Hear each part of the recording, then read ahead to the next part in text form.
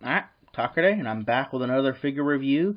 This is my second foray into the Revoltec line.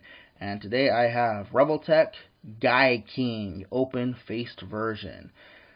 I have no idea about this series other than the quick synopses I'm going to give you in a second that I saw from the very first episode.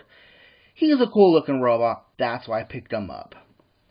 So, on the side we got a picture of GaiaKing there. We got obligatory product shots. We got a little write-up on what Revoltec is, and for those of you that don't know, it's basically a ratcheting joint system, which is pretty cool. So, GaiaKing is an older anime, definitely back when anime first started becoming popular, you know, the late 70s, early 80s, etc. Aliens trying to invade Earth. So a scientist builds a giant robotic dragon to fight them off. Okay, alright, cool. He then goes out of his way to track down a minor league baseball player who is going to be the pilot of this robot. And this minor league baseball player really believes he can pull this off. I couldn't watch any more after that. Let me go ahead and pause this to get him out of the box. And here we have GaiaKing out of his packaging. And before we really get into the figure, I want to bring in my size comparisons. We got Generations Blur. We got Full of Cybertron Air Raid. And since Revoltec is a competitor with SH Figure Arts, let's go ahead and bring in D-Arts Vile. So he's not a bad sized figure. His proportions are a little off, but I do believe in the show he's supposed to be like a 300-foot tall robot. So he's a pretty big robot in the show. One cool thing is in the packaging he comes with these little slip covers to protect the paint job on his legs. I really like that. He's got a really beautiful gloss, shiny paint job all over. I really do appreciate that. He's got a very simple barrel design, but this is common with the late 70s, early 80s Jap anime robot designs. Very simple, but very powerful looking nonetheless. Articulation-wise, he does have plenty of Revoltec joints, though not as many as I would have expected. He's got a Revoltec joint. Can you hear that one? I hope so, because that is a really nice sounding Revoltec joint right there. He's got a Revoltec joint in his ankles. He's got a really good Revoltec joint in his knee. Got a Revoltec joint in his hip. And I do believe there's one in his torso. He's got a swivel wrist. A awkward looking Revoltec joint in his elbow. But the way the elbow is assembled, it's Revoltec joint, sleeve, then another sleeve, you know. His shoulders are double swivels. He's got a swivel joint here, another swivel joint there. Alright. And he's got this awkward double Revoltec joint in his neck. And one thing you can do with him, there we go, is pull the whole chest piece off. And part of why it's called open face is there's like a Super Saiyan mode he goes into where the face opens up and he gets all angry and his chest roars as he beats up aliens. So in order to get that pose, you're going to lift him up like that. Yeah, for some reason that really doesn't pose too well.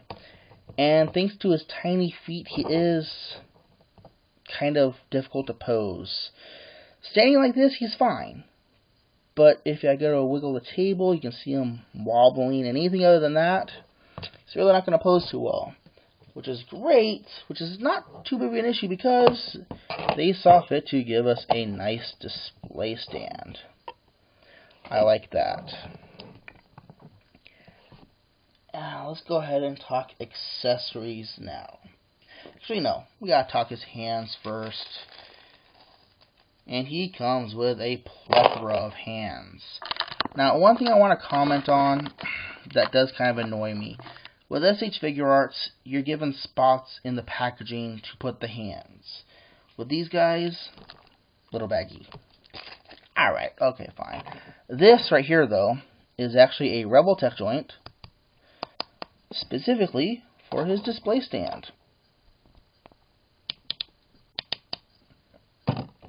And when it comes to hands, he's got his closed-fisted hands, and he comes with a couple of martial arts hands. He's got like an uppercut hand, a meditating or targeting hand, a couple of swords hands, and a couple of, these are actually, I gotta call it, they're Kamehameha weapons. Kamehameha hands. Blah. And that comes in with another accessory. But first, let's talk his swords, which are nice looking swords. Very sharp. These things can puncture skin. And they go in the hands like that. And yeah, they're his little knee guards. And these things will pop off.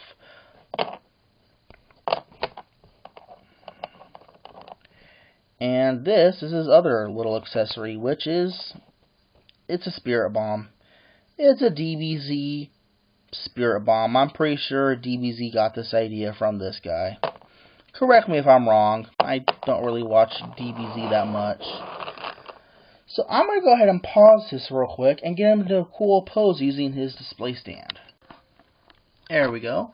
And as you can see, this display stand works really well for the character.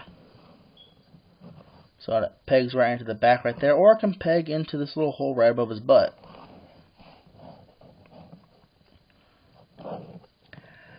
I picked this guy up off of HobbyLink Japan for about $5. Unfortunately, he is currently no longer available, so I'm not even going to bother putting a link down below if you want to go get him, because you can't get him on HobbyLink Japan anymore. I really do enjoy this figure. And if you can pick him up for, I wouldn't pay more than like $30 for him. 40 with shipping, because he is worth that much. I'm glad I picked him up at the price that I did. But he's a really cool figure. I really am enjoying him. So, recommend him for kids? No, not at all. This is definitely an adult collectible toy. So, this has been Talker Day with actually a pretty quick review, I do think, of Revoltec GaiaKing, and thanks for watching.